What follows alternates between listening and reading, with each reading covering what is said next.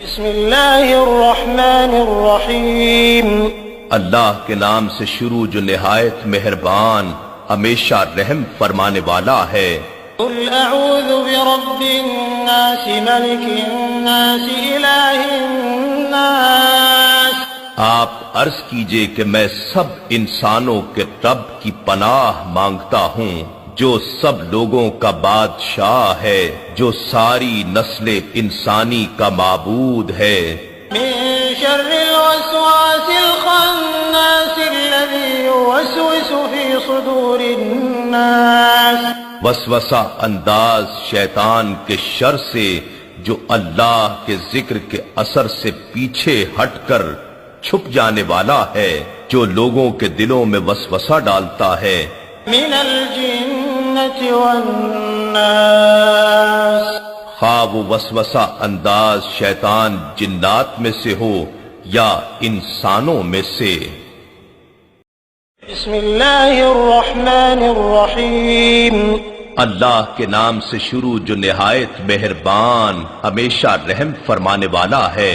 قل اعوذ برب الفلق من شر ما خلق۔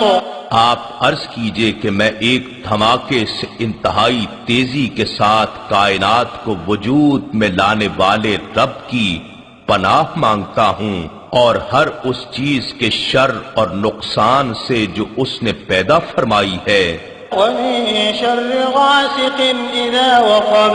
اور بالخصوص اندھیری رات کے شر سے جب اس کی ظلمت چھا جائے، ومن شر النفاثات في العقد ومن شر حاسد اذا حسد۔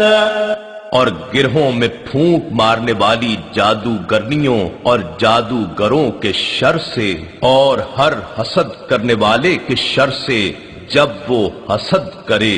صدق اللہ العظیم۔ بسم اللہ الرحمن الرحیم۔ ابھی آپ نے قرآن پاک کی دو صورتیں جو پارہ 30 میں ہیں، سورہ فلق اور سورہ ناس، ان کی تلاوت بما ترجمہ سنی۔ میں آپ کو ان کا شان نزول بتاتی ہوں۔ یہ دونوں آیتیں اس لیے ساتھ لے کے آئے ہیں کہ ان دونوں کا شان نزول جو ہے وہ بالکل ایک جیسا ہے۔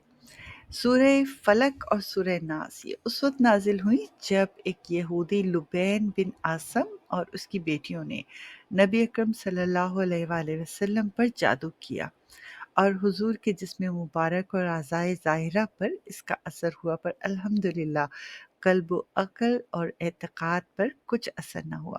چند روز کے بعد حضرت جبرائیل علیہ السلام آئے اور انہوں نے عرض کیا کہ ایک یہودی نے آپ پر جادو کیا ہے، اور انہوں نے وہ جگہ بھی بتائی جہاں اس جادو کا سامان رکھا گیا تھا کہ وہ ایک کنویں کے پتھر کے نیچے دبا ہوا تھا۔ حضور اکرم صلی اللہ علیہ وآلہ وسلم نے حضرت علی مرتضیٰ رضی اللہ تعالیٰ عنہ کو بھیجا۔ انہوں نے کنویں کا پانی نکالنے کے بعد پتھر اٹھایا، اس کے نیچے سے کھجور کے گابے کی تھیلی برآمد ہوئی، اس میں حضور صلی اللہ علیہ وآلہ وسلم کے منہ مبارک جو کنگھی سے برآمد ہوئے تھے، اور حضور کی کنگھی کے چند دندانے، اور ایک ڈوریا کمان کا چلہ جس میں 11 گرہیں لگی ہوئی تھیں، اور ایک موم کا پتلا جس میں 11 سوئیاں چبھی ہوئی تھی۔ یہ سب سامان پتھر کے نیچے سے نکلا اور حضور اکرم صلی اللہ علیہ وآلہ وسلم کی خدمت میں حاضر کیا گیا۔ اللہ تعالیٰ نے یہ دونوں صورتیں نازل فرمائیں۔ ان دونوں صورتوں کی 11 آیتیں ہیں، 5 سورہ فلق میں اور 6 سورہ دوسری میں۔ ہر ایک آیت پڑھی جاتی رہی اور ایک ایک گرہ کھولی جاتی رہی، یہاں تک کہ سب گرہیں کھل گئیں اور نبی اکرم صلی اللہ علیہ وآلہ وسلم اللہ کے فضل سے بالکل تندرست ہو گئے۔ اب مسئلہ یہ جو تعویذ کا ہے، یہ اس طرح ہے کہ اگر کوئی بھی عمل جو کفر یا شرک کا نہ ہو، خاص کر عمل جو آیات قرآنیہ سے کیے جاتے ہیں یا احادیث میں وارد ہوئے ہوں، تو حدیث شریف میں ہے کہ اس کی اجازت ہے، اور اس کی ایک مثال یہ دی گئی ہے کہ اسماء بنت امیس نے عرض کیا کہ یا رسول اللہ، جعفر کے بچوں کو جلد جلد نظر لگ جاتی، کیا مجھے اس کی اجازت ہے؟ تو آپ نے اجازت دی، اور اس کا احکام ترمذی میں آیا ہے، یعنی وہ کلمہ جو حق اور फलाह के लिए हो, अगर वो कलाम पाक की आयत से है तो उसका विर्द तो जायज़ है, लेकिन किसी की बदनीयती में किया जाने वाला कोई भी अमल जायज़ नहीं है।